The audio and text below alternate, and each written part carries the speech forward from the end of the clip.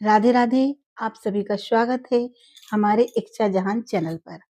आज हम आए हैं बड़ी ही प्रेरणादायक कहानी का नाम है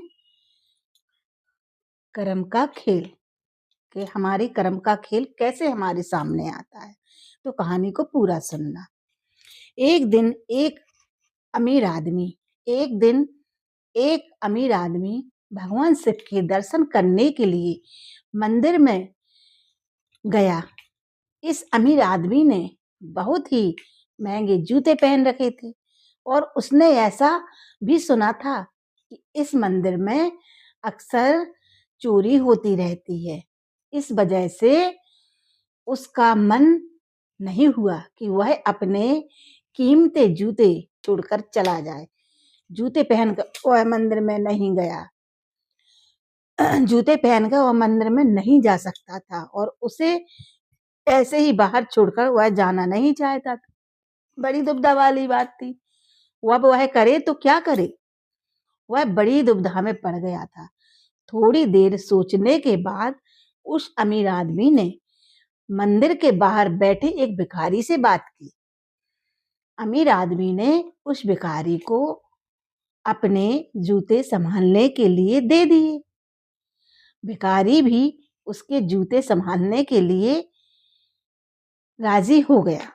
फिर वो अमीर आदमी अंदर मंदिर में पूजा करने के लिए खुशी खुशी चला गया। पूजा में बैठे बैठे उस अमीर आदमी के मन में ख्याल आया कि भगवान ने कैसी विषम दुनिया बनाई है। मेरे जैसे कई लोगों को पैरों में कीमती जूते पहनने लायक बनाया है, लेकिन उस बेचारे भिखारी जैसे अनगिनत लोगों को रोटी खाने के लिए भी भीख में मांगनी पड़ती है। वो अमीर आदमी मन ही मन भगवान से फरियाद करते हुए बोला कि आपने सब लोगों को एक समान क्यों नहीं बनाया? आपने सभी को एक जैसी सुविधा क्यों नहीं दी? फिर उसने मन ही मन तय किया कि यहाँ से वापस जाते समय वो उस भिखारी को 500 रुपए देकर जाएगा। पूजा खत्म होने के बाद जब अमीर आदमी बाहर आया तो ना उसे अपने जूते दिखे, ना ही उसे वो भिखारी दिखा। उस अमीर आदमी को लगा कि भिखारी किसी काम से कहीं बाहर गया होगा, इसीलिए थोड़ी देर तक उसने वहीं खड़े रहकर भिखारी का इंतजार किया। खड़ा रहा, बहुत देर हो गई। काफी देर तक इंतजार करने के बाद भी जब भिखारी वापस नहीं आया तो उस अमीर आदमी को पता चल गया कि भिखारी उसे ठग के चला गया। दुखी होकर अमीर आदमी नंगे पैर ही अपने घर की तरफ चल पड़ा।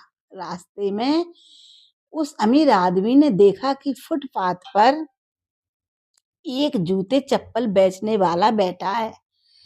अमीर आदमी एक जोड़ी चप्पल खरीदने के लिए उसके पास पहुंचा।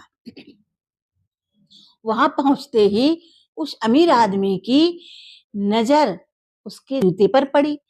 अमीर आदमी पहचान गया कि ये उसी के जूते हैं। पूछने पर बेचने वाले ने पहले मना किया, लेकिन बार बार पूछने पर और दबाव देने पर उसने माना कि यह जूते उसे एक भिखारी 500 में बेचकर चला गया। अब वह अमीर आदमी बिना चप्पल खरीदे मुस्कुराते हुए वहां से अपने घर की तरफ नंगे पैर ही चला गया। उसे भगवान से की गई अपनी फरियाद का जवाब मिल चुका था कि उसे समझ में आ गया था कि जब तक लोगों के कर्म एक जैसे नहीं होते तब तक सब एक समान नहीं होते। भगवान ने उस भिखारी के तकदीर में 500 रुपए लिखे ही थे, लेकिन कैसे कर्म करके उन्हें ले लेना है यह उस भिखारी के हाथ में था। अगर वह चोरी ना भी करता फिर भी उसे 500 रुपए मिलने वाले थे। शायद उसके ऐसे ही बुरे कर्मों की वजह से आज वो एक भिखारी बना हुआ है। क्योंकि जो जैसे कर्म करेगा भगवान उसको वही बनाता है। कर्मों का फल का यही हिसाब है कि जैसी करनी वैसी भरनी, इसलिए कर्म अच्छा करो और अपना कर्म सुधारो। अगर आपको हमारी स्टोरी मोटिवेट या कर्म का खेल अच्छी लगी होगी तो इसे लाइक, सब्सक्राइब, कमेंट जरूर करना और कहानी को पूरा सुनना, अंत तक सुनना। इस पर प्रभु की कृपा है और कर्मों का खेल की बारे में भी बताया गया है। तुम जैसा बीज बोओगे भगवान तुम्हें फल भी देंगे। तो आज की कहानी यहीं पर, कल फिर आऊंगी अच्छी नई कहानियों के साथ। तब तक के लिए राधे राधे।